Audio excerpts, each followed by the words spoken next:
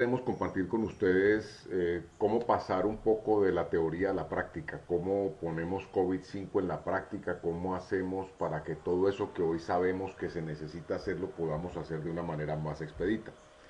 Hemos subtitulado esta presentación como del conocimiento a la aplicación. Conocemos que hay un sinnúmero de eventos de capacitación de COVID-5 muy orientados hacia la certificación, digamos que en dos vías, o a la certificación básica de la plataforma o a la certificación para auditoría.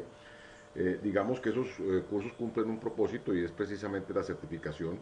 Sin embargo, cuando uno quiere pasar de ahí a la práctica, hay un trecho bastante grande que hemos podido experimentar con nuestros clientes, y esa experiencia que hemos desarrollado en el proceso de implementación de procesos es la que queremos compartir con ustedes y que compartiremos en los talleres que desarrollamos.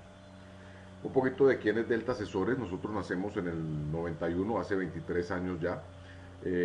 Desarrollamos unas metodologías propias para la prestación de los servicios ofrecidos, unas metodologías que surgen a partir de nuestros procesos de consultoría, precisamente porque somos partidarios de que lo que está escrito y las teorías de las universidades o de los áreas de pensamiento no dejan de ser esto, unas teorías que al ponerlas en la práctica genera uno un conocimiento y unas lecciones aprendidas que transmitimos nosotros hacia la metodología que aplicamos.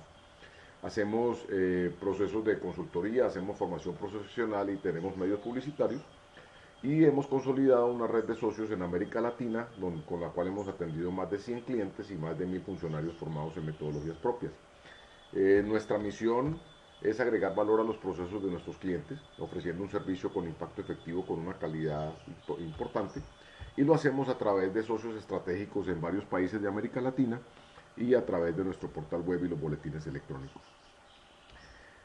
Hacemos esta lista de servicios que ustedes ven aquí. No me voy a poner en detalle en cada uno de ellos porque no es el objetivo del taller, pero como pueden ver ustedes, a mitad de la columna de servicios aparece nuestro diseño de procesos bajo COVID-5, tarea que nos trae hoy aquí. Un poquito para referencia, nosotros hemos trabajado con un buen número de clientes ya en Ecuador, con ellos, con la corporación GPF, con Fibeca, Okidoki, con la corporación Maresa, con la Universidad Politécnica Salesiana, con Salud S.A., con Unifinsa. Tenemos un buen conocimiento del mercado ecuatoriano, de la aplicación de tecnología en el mercado, y eso nos permite acercarnos un poco más a sus necesidades. Entrando entonces así en materia, queremos cubrir un poco la siguiente agenda. La primera es por qué gobierno de tecnología y por qué COVID y por qué ahora. La segunda que queremos validar es cómo pasamos de la capacitación para certificación hacia la implementación. Vamos a manejar un poquito de quién es esta responsabilidad y por último validar qué es lo que sigue, cómo podemos poner esto en la práctica. Al final, como Nicolás les mencionaba, haremos una sesión de preguntas. El primer punto es poder identificar y entrar en consenso de a qué nos referimos con el tema de gobierno corporativo. Gobierno corporativo es algo que está como de moda en los últimos 20 años, se ha vuelto un elemento de importancia para ser atendido en las corporaciones y en las empresas. Sin embargo, es un tema bastante sencillo de entender, que reúne un conjunto de procesos, de costumbres, de políticas, leyes e instrucciones al interior del negocio que permiten que se logren los objetivos y los lineamientos estipulados en el objeto de negocio o en el objeto de la empresa que se ha conformado. Este conjunto de elementos afectan la manera como se dirige una empresa, cómo se administra y sobre todo cómo se controla. Si ustedes se dan cuenta, están los tres elementos de la administración: la dirección, la ejecución y el control.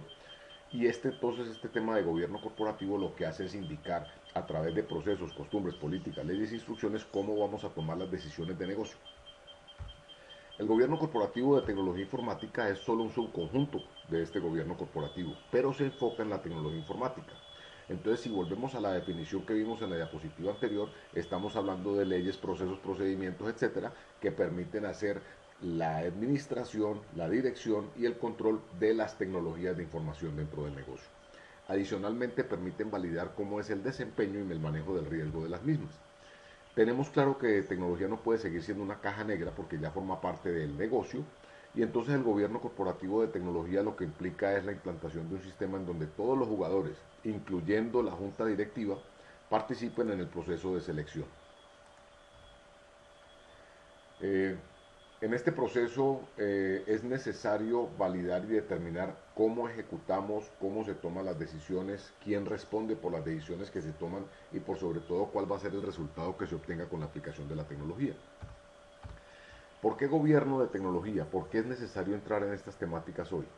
Digamos que en el pasado podíamos evitar estas decisiones. Normalmente teníamos sistemas hace unos 20 o 30 años que reflejaban hechos históricos del negocio, realmente a nadie le importaba un balance general o unos estados financieros del mes de febrero que salían en julio. Los directores de negocios ya habían tomado las decisiones y ejecutado los controles que necesitaban y por lo tanto la información que salía de los sistemas de información era irrelevante. Hoy en día es indispensable tener a disposición el sistema de información y no solo el sistema de información, sino todas sus tecnologías para el manejo del día a día del negocio. Tenemos una alta dependencia en el negocio del uso de esta tecnología y como tal tenemos entonces una altísima vulnerabilidad en el negocio si estos recursos no están debidamente gobernados. Las caídas son muy costosas y además tenemos el potencial de ser un poco más socios de negocio y no administradores de tecnología. En este orden de ideas, entonces, las tecnologías requieren altos niveles de inversión. Si bien la inversión en hardware ha bajado sustancialmente, si bien la inversión en telecomunicaciones ha bajado sustancialmente, todavía tenemos unos altos costos de licenciamiento de software de bases de datos, por ejemplo. Tenemos unos altos costos de proveeduría de servicios, de consultoría, de proveeduría de servicios de procesamiento. Y esos costos aunados son los que nos permiten a nosotros generar los resultados para el negocio. Sin embargo, los niveles de inversión y de capital siguen siendo bastante altos. Se exige entonces una creación de valor a través de esta inversión y para poderlo lograr lo que hace el gobierno de tecnología es garantizar que la inversión va a generar ese valor requerido y que los riesgos que están asociados con las tecnologías van a ser mitigados. No podemos perder de vista que los riesgos no pueden ser eliminados, solo controlados y mitigados. En este sentido entonces, tenemos unos detractores que dicen que la tecnología no importa, que la tecnología es un commodity, que todo el mundo tiene acceso a ella. Y hoy con el acceso a tecnologías gratuitas, con el acceso a software disponible, con el acceso a herramientas fáciles de utilizar para todos los usuarios, pudiéramos pensar que sí, efectivamente la tecnología es un commodity, todo el mundo lo tiene. Y según Nicolás Carr en el 2003 decía que esto no genera ventajas distintivas a nadie. En este sentido, hay otras personas como el gerente de tecnología de General Motors que dice un momentico, puede que la tecnología no importa, pero sí lo que habilita. Entonces lo que sí se habilita con la tecnología termina siendo muy importante, donde hacemos mejoramiento de procesos de negocio, donde hay unas ventajas competitivas, donde tenemos claramente una optimización, el éxito de negocio, y en ese sentido estamos pasando de hacer una administración de sistemas de información, como se conocían como MIS hasta los 80s, a una Information Technology, a donde manejábamos tecnologías de la información hasta más o menos el 2011. Y a partir de esa época, más o menos empezando en esta década, hoy hablamos de Enterprise Technology. Ya no es solo la tecnología para el procesamiento de la información, sino la tecnología para toma de decisiones, para administración de procesos, para atención de clientes. Una cantidad de tecnología que es, si bien es cierto, para manejo de información, pero también es tecnología de negocio. ¿Qué es el gobierno corporativo entonces de tecnología? Tuvo un enfoque en el área de TI y este gobierno corporativo se estimaba que lo debía hacer el área de tecnología informática. Queda en cabeza de las personas del área de tecnología informática para ejecutarlo, queda en cabeza de las personas del departamento de tecnología y en algunas empresas grandes aparecen de pronto los auditores de sistemas que están trabajando con COVID y dicen esto hay que hacerlo. Sin embargo, el gobierno corporativo de TI, para que no se llamase gobierno de TI, aparece porque hay que asignar unas responsabilidades a otros niveles de negocio. Hay responsabilidades desde la junta directiva del negocio hasta la persona que más bajo está en el organigrama para trabajar con la tecnología, hasta el mismo usuario.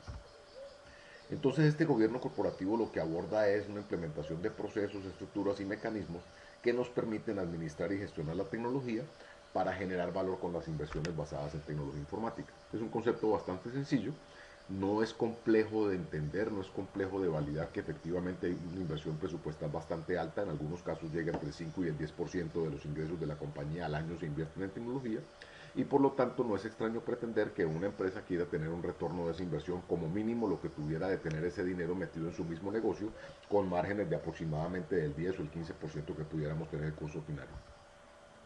Lo que debemos atender entonces con el concepto de gobierno es algo bastante sencillo y esto se ha resumido como los 4 estamos. Estos 4 estamos responden a 4 preguntas. La primera pregunta es si estamos haciendo las cosas correctas.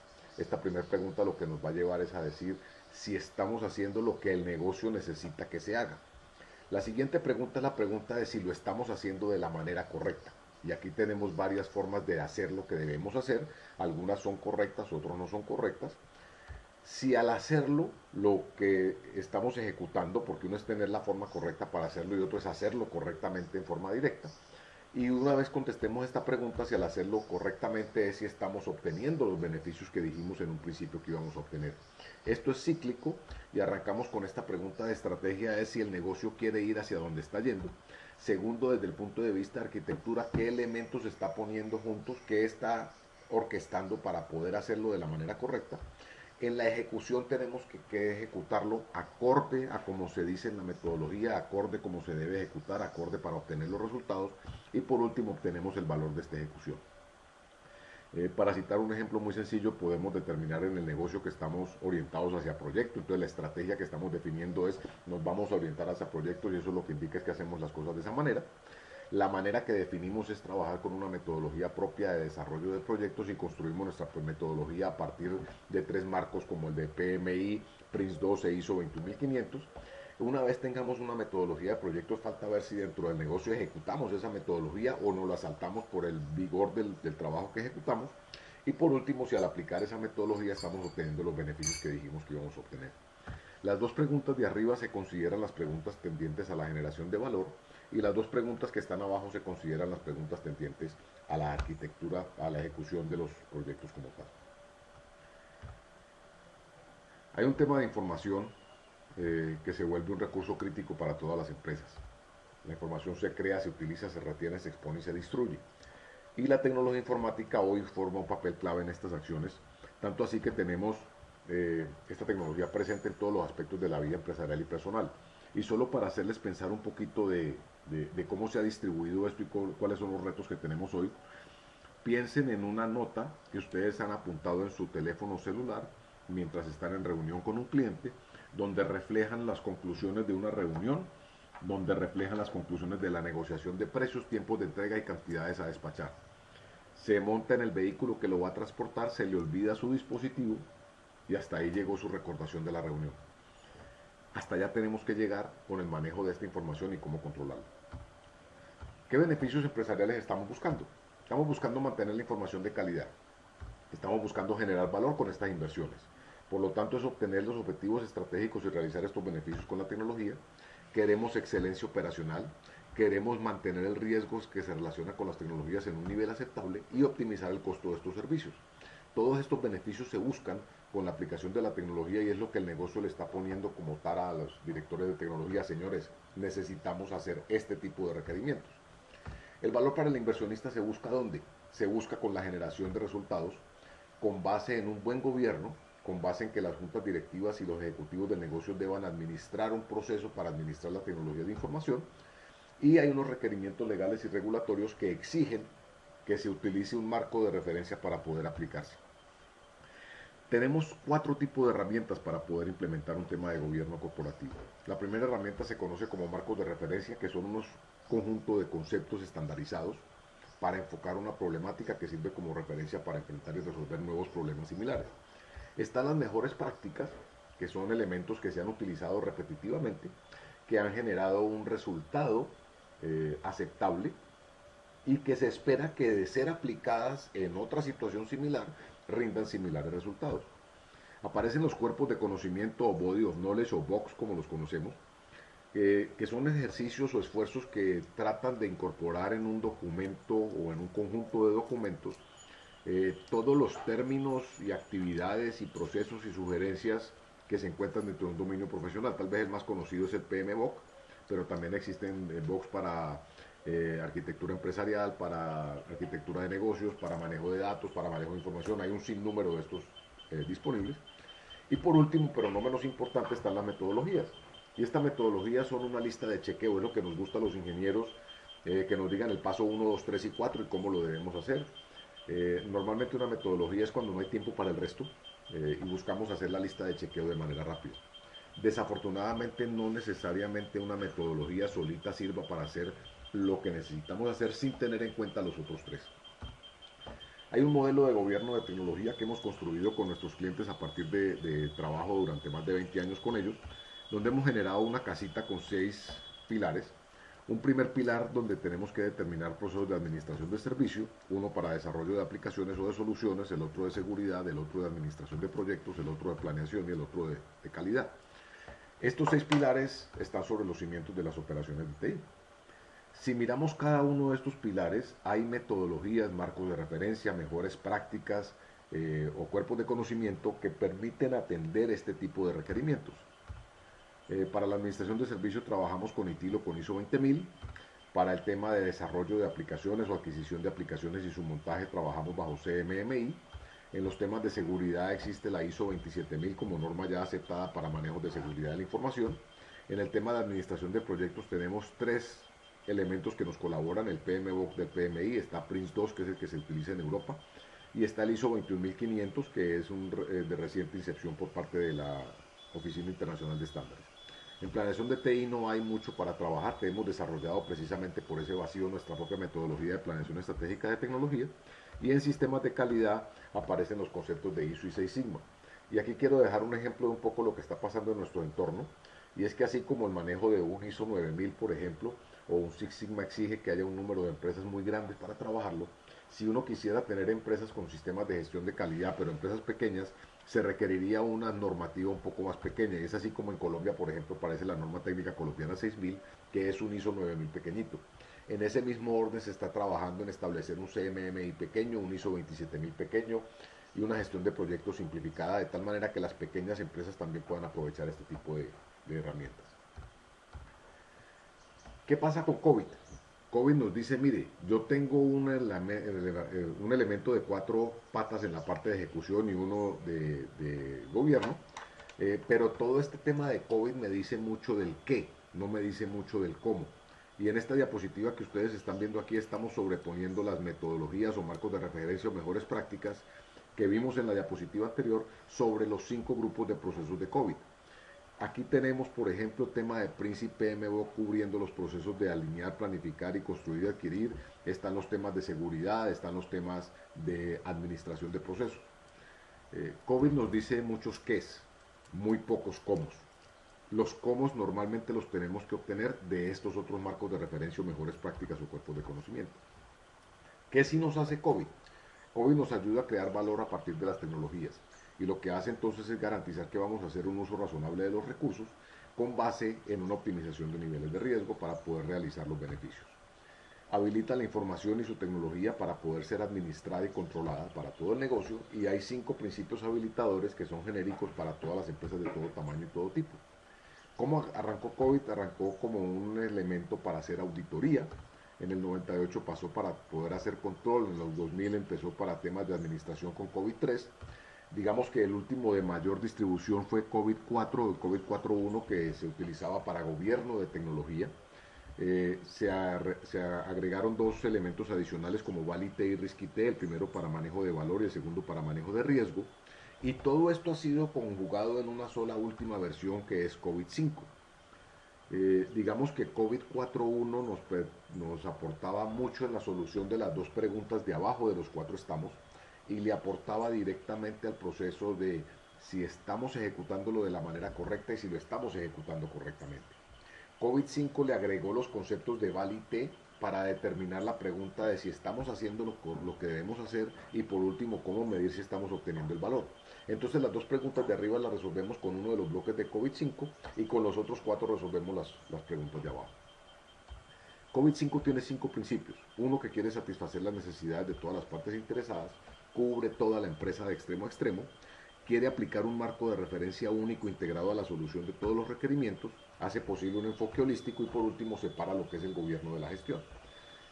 Digamos que en la práctica uno empezaría a decir, listo, esto está muy elegante, muy bonito, muy chévere, me gusta. Sin embargo, uno empieza a darse cuenta en la práctica que el concepto de separar el gobierno de la gestión en COVID-5 se hace muy fácil si los que hacen gobierno están entendidos de que son ellos los responsables.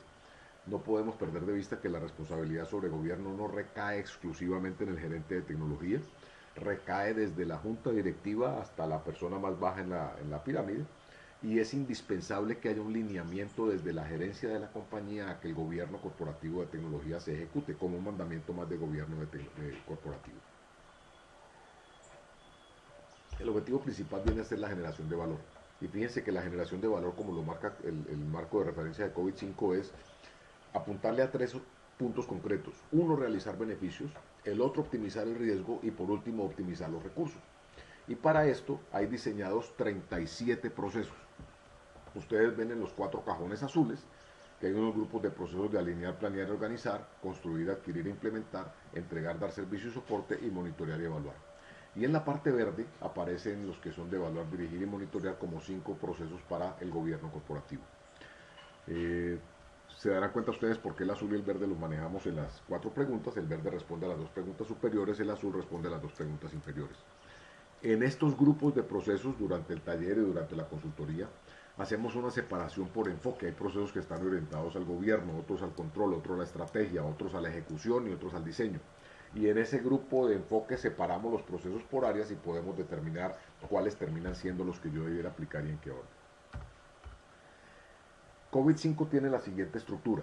A partir de la cascada de metas donde nos une lo que son los objetivos de negocio con los objetivos de TI, etcétera, aparecen los 37 procesos.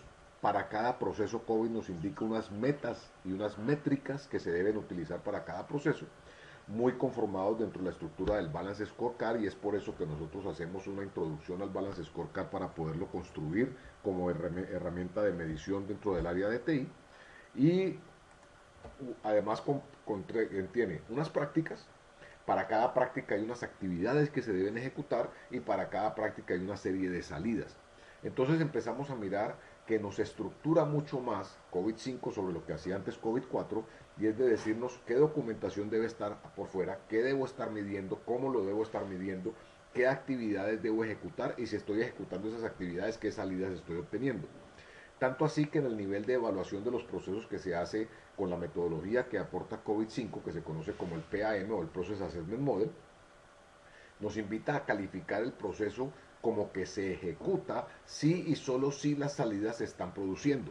Y ese es el primer nivel de evaluación. No tenemos como antes, que teníamos una escala de 0, 1, 2 y 3 para decir que se ejecuta un poquito mejor y se ejecuta bien. No, aquí solo o se ejecuta y las salidas se producen o no se ejecuta.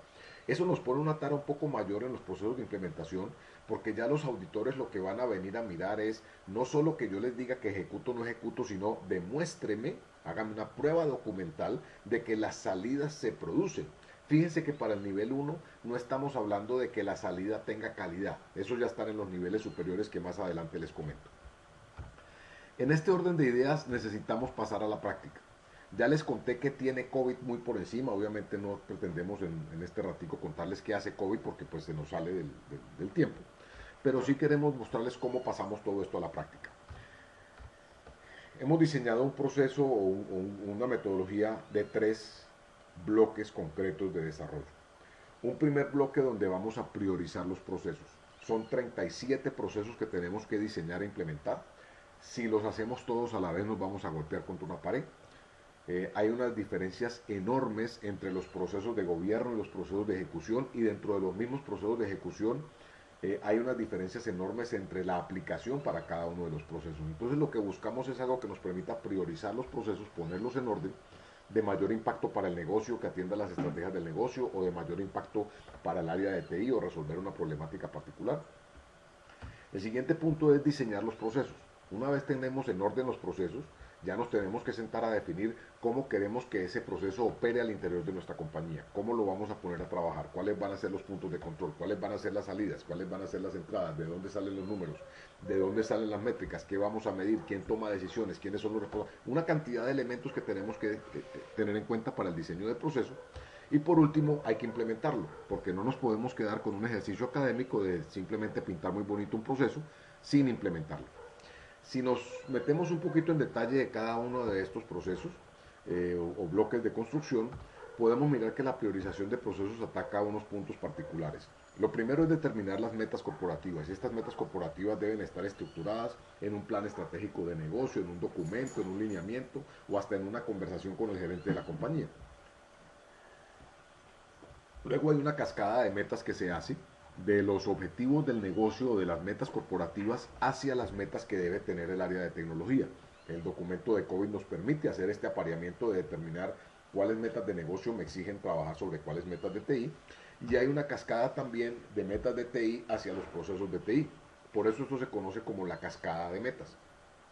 Paso de las metas de negocio a las metas de TI, de las metas de TI hacia los procesos de TI. Hemos desarrollado una herramienta que permite priorizar estos procesos con base en un ejercicio numérico de asignación de prioridades, y nos permite entonces tener priorizados los procesos de COVID y cómo se debieran diseñar o en qué orden deberían diseñarse para tener el mayor impacto sobre las metas de TI y sobre las metas corporativas.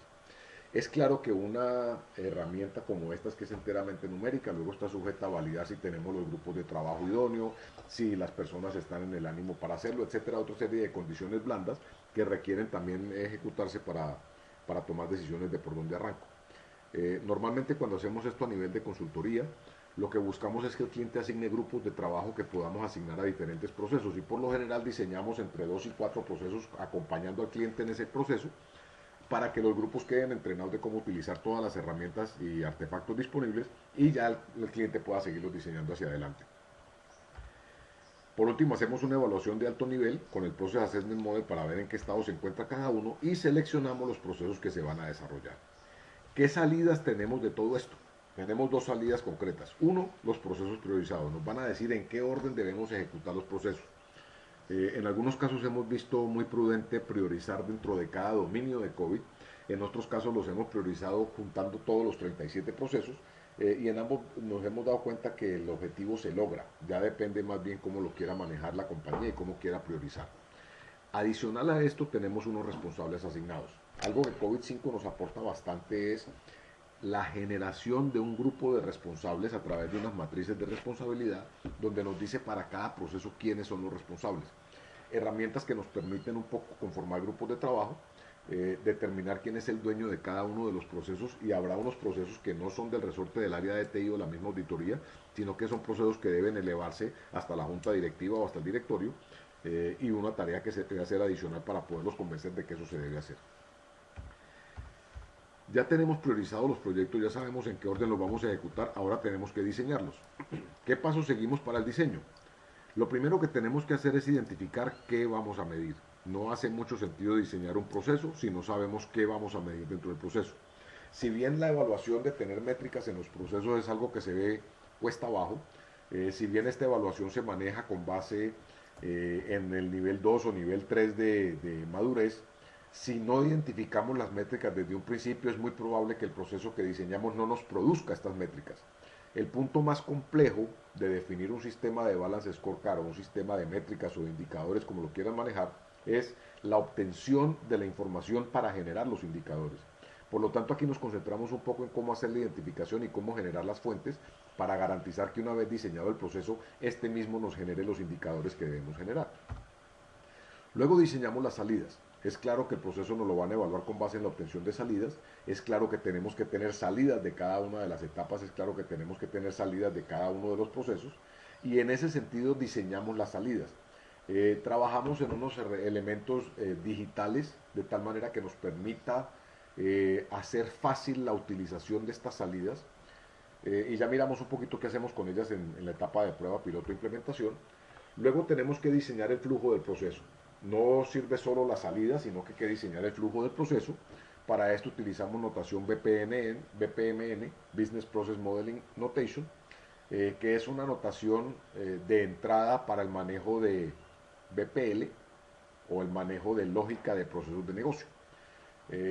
Con algunos clientes hemos llegado hasta el punto de dejar listo el proceso para ser automatizado. Sin embargo, no somos muy partidarios de automatizar desde el vamos, porque perdemos mucho de lo que podemos aprender cuando el proceso lo estamos haciendo a mano. Es un poco similar a cuando uno hace una matriz y la hace desde cero a mano, y otra cuando me entrega la matriz lista para yo llenarla. Pierdo la posibilidad de aprender durante el proceso de diligenciamiento. Una vez está el proceso diseñado, hay que elaborar un plan de implementación, y este plan de implementación debe incorporar lo que se va a hacer ya con este proceso. Al terminar el diseño del proceso tenemos unas métricas, tenemos unas salidas del proceso diseñadas, tenemos un flujo de proceso a ejecutar y tenemos un plan de implementación. Con este plan de implementación nos vamos a la siguiente etapa, porque ya tenemos los procesos en orden, tenemos el proceso diseñado, digámoslo así, como en un primer borrador, y ahora sí nos vamos a implementar.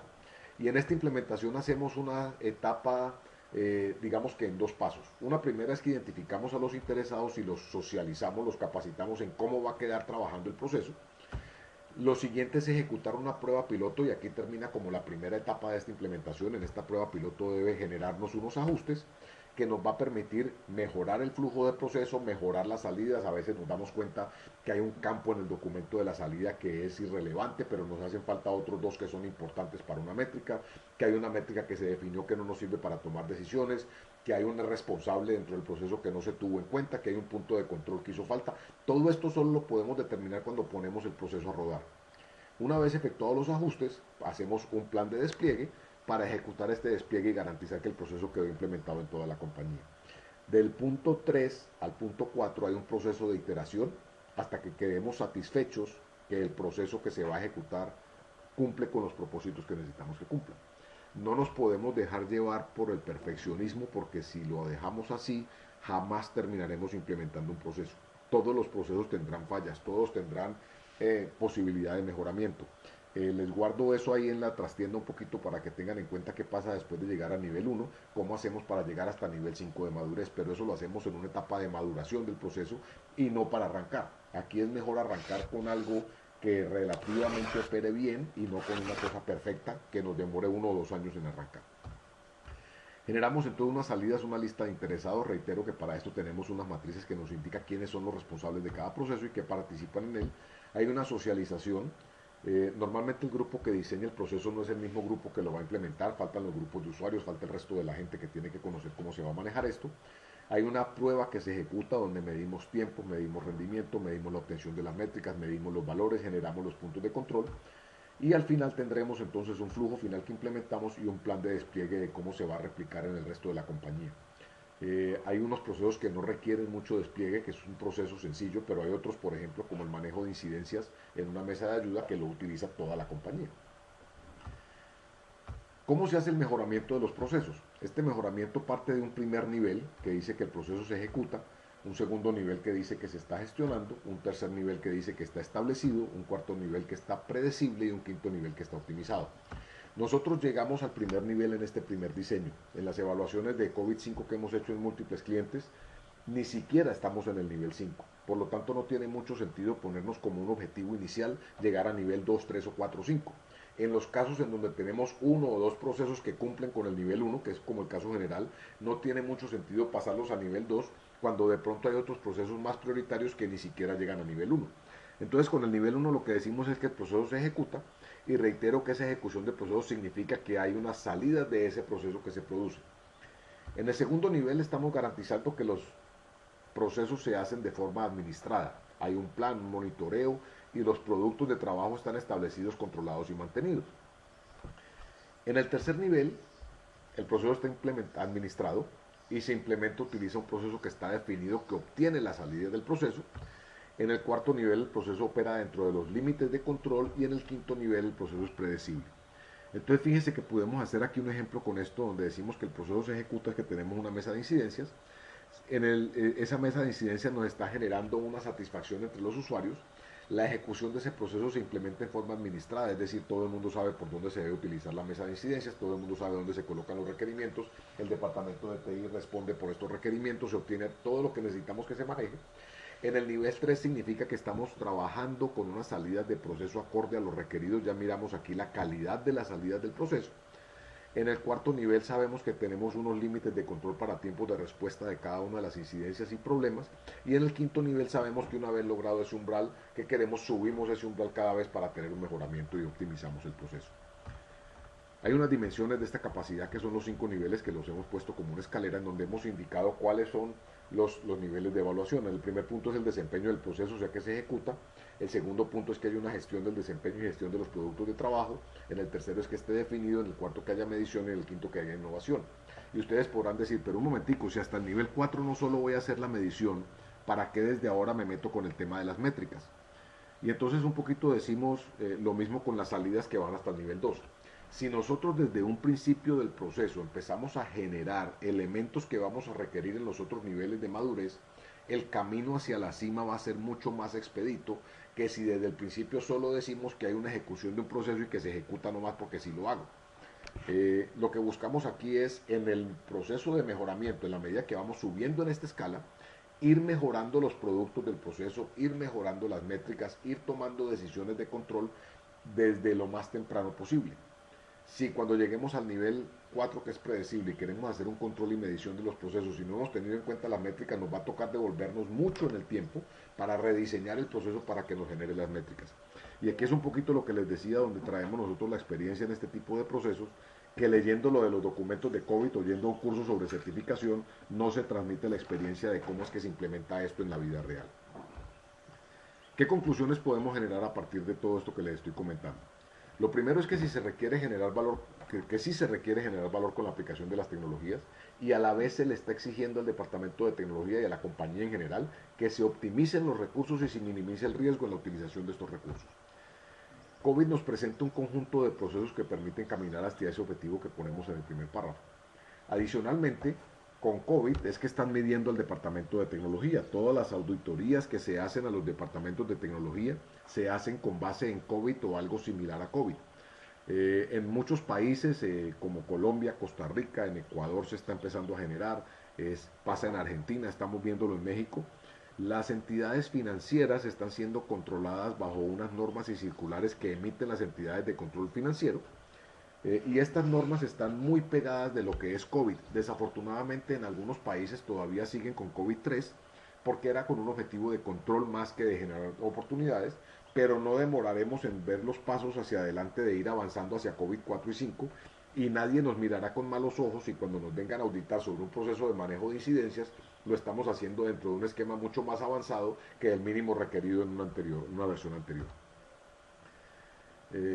Y por último, les hemos mostrado que hay una forma que está aprobada para implementar COVID-5 de una manera efectiva y eficiente, y por lo tanto los invitamos a poder empezar en este tipo de procesos. ¿Qué les podemos aportar nosotros para acortar esta curva de implementación? Nosotros les podemos aportar de dos maneras: o lo hacemos a través de un taller como el que vamos a hacer en Guayaquil iniciando el próximo mes, o lo podemos hacer a través de servicios de consultoría donde nos sentamos con ustedes, nos subimos las mangas de la camisa y trabajamos de la mano con ustedes en desarrollarlo. ¿Qué preguntas esperamos resolver en los talleres? ¿Qué preguntas esperamos que ustedes puedan resolver durante estos talleres? La primera es ¿por qué COVID-5 y por qué ahora? Les hemos dado unas puntadas hacia la respuesta a esto, pero lo más importante es que ustedes puedan vender el proyecto al interior de sus compañías. Lo más importante es que ustedes puedan entregarle a su director, al gerente de la compañía o a la junta directiva el por qué es necesario montarse en COVID-5 y por qué es mejor hacerlo ya y no más tarde. Lo segundo es que van a tener claro cómo priorizar los 37 procesos. No hace mucho sentido presentarle al directorio una lista de 37 procesos que hay que diseñar con una línea de tiempo de aproximadamente entre 18 y 24 meses, cuando no se le pone la primer puntada a la hebra que tengo que desmadejar. Vamos a determinar qué pasos hay que hacer para el diseño de cada proceso, lo dijimos esquemáticamente, hay que definir las métricas, las salidas, el proceso, etcétera. ¿Qué herramientas tenemos para diseñar estos procesos y cómo las aplicamos? Utilizaremos herramientas como Visage, utilizaremos herramientas para diseño de procesos, utilizaremos BPMN como herramientas de notación, utilizaremos el ITUP como punto de partida para conocimiento sobre cómo debieran ser los procesos, y nos asiremos un poco también en los otros marcos de referencia como ITIL, como ISO 20000, ISO 21500, PMI, PRINCE2, que nos permiten jalar de ellos por lo menos anotaciones hacia dónde están. ¿Cómo construimos un plan de implementación? ¿Qué se pone primero? ¿Qué se pone después? ¿Cómo reúno a la gente? ¿Qué les digo? ¿Qué es lo que deben hacer? Y por último, ¿cómo involucrar a las personas que se deben involucrar? Es muy importante que tengamos muy claro que no es responsabilidad, reitero, solo del área de tecnología, sino que es responsabilidad de toda la compañía del montaje de gobierno corporativo. Gracias por su atención durante esta conferencia, esperamos la hayan disfrutado y los invitamos a consultar recursos adicionales que tenemos para ustedes enlazados en la parte de abajo de esta presentación.